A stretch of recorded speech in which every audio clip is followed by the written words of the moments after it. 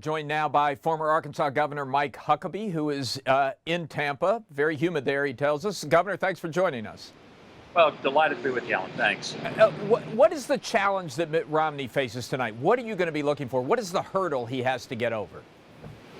He has to understand that he's really not talking to the delegates in the convention hall. I'm sure he knows that. They're with him. They're going to cheer, they're going to scream and yell, and they're going to give him all the emotional support he needs. But his speech is to the American people, and really not even to Republicans. His speech is to independents and Democrats who look around and realize the economy's in a mess. Barack Obama has made it worse, not better. And they want to know, can they trust Mitt Romney and Paul Ryan to get us back on track? So he's got to connect, but it's not so much an emotional connection with them. I think he has to give them solid, specific reasons as to what he's going to do to make the economy better and bring jobs back to people. Well, that's a very interesting point, because you talk to political analysts and you hear two different stories. One story is it's all about the economy. He's got to give a convincing story about the economy. The other is he's got to connect. That at the end of the day, people vote for somebody they feel comfortable with, and Mitt Romney hasn't yet connected with a lot of these people. Is it both challenges, or you think the economy challenge is more important? I think the economy challenge is important.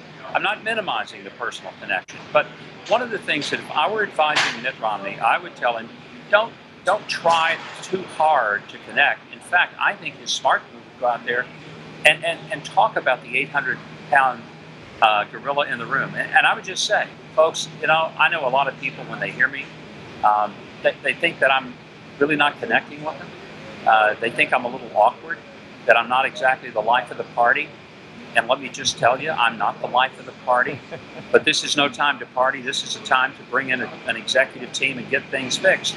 And so Paul Ryan and are here not to necessarily make you laugh. We're here to get your jobs back going so that America can be on track, and maybe the next guy can make you laugh. Do you think he'll talk about his iPod playlist? Well, it might be cute to do that, but he doesn't need to be overly cute today. He needs to get down to the heart and soul of his agenda and what he's going to do. What's on your iPod playlist, by the way? I've got the most amazing iPod playlist. I've got 4,300 songs on it, and it ranges everything from Jimi Hendrix all the way to Andy Williams. You just don't get his broad a collection. I've got everything from Tchaikovsky all the way to Toby Keith. Sounds like a good one.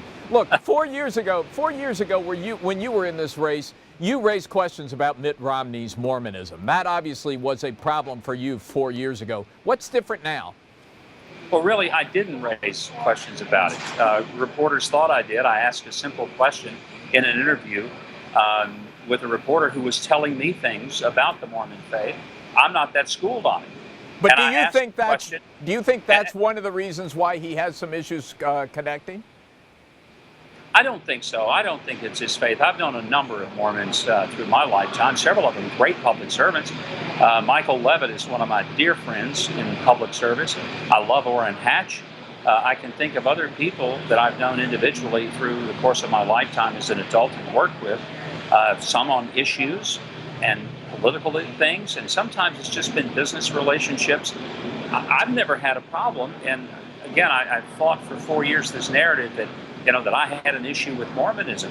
I really don't, and I tried to express that last night. I have an issue about the country, and I hope that people who are like me, who are people of deep faith and who truly believe in a sort of, I guess, a conservative, theological, evangelical point of view will realize we're not electing a pastor here, we're electing a president. Yeah. What did you think of the Paul Ryan speech last night? Thought it was terrific. I think he had just the right mix. He was funny in the right place, showed a warmth and a humanity that certainly doesn't look like the kind of guy that would push a grandmother over a cliff in a wheelchair. But he also had some very powerful specifics about the policy issues that I think serious Americans care about. I think the choice, and I said it from the day he made it, that Mitt Romney made it, was a brilliant choice. Yeah. Because Mitt Romney's going to be defending Paul Ryan whether he likes it or not, and whether or not Paul Ryan's on the ticket. By putting him on the ticket, it's essentially taking away a wedge issue from the Democrats who are going to beat Mitt Romney up and say, yeah, but that Paul Ryan guy, Mitt brings his arm around him, puts him right close to him and says, yeah, that Paul Ryan guy, he's my guy. Bring it on. I love it. But you know how these waves go during conventions. Conventions are great telemarketing. You know, lots of people watching them. We got another one coming up next week. You're going to hear a lot of Ryan Medicare plan bashing, no doubt, during that convention next week. That could take a toll, couldn't it? It could. I think the most important message Republicans need to counter with is that it's not Mitt Romney, Paul Ryan, who have proposed and in fact have enacted a $716 billion cut to Medicare.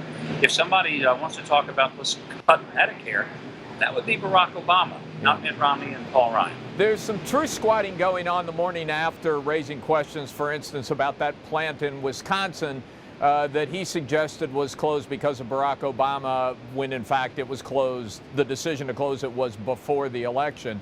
You paying any attention to that? Not a lot. I mean, let's face it, there are going to be some things that both sides will use rhetorically, some of which, when they check out the deep details, may not work. But if we're going to keep score, I'm far more comfortable with where the Republicans will score on the truth-o-meter than where Barack Obama is going to score on all of those green jobs he created and how he's turned the economy around and how wonderful a job he's done to preserve and protect the American way of life. I mean, I'd love to be able to say, let's load up all the data that we got, check out who's made the most mistakes and got a few things wrong. We win that war. Two big challenges, two big demographic challenges that Mitt Romney and Paul Ryan have. One is the deficit that the polls show among women. The other is the deficit among Hispanics. Republicans have had that for a long time, but it's particularly big right now. You have a lot of experience, obviously, as a politician working in the Deep South. What do you do to overcome those deficits?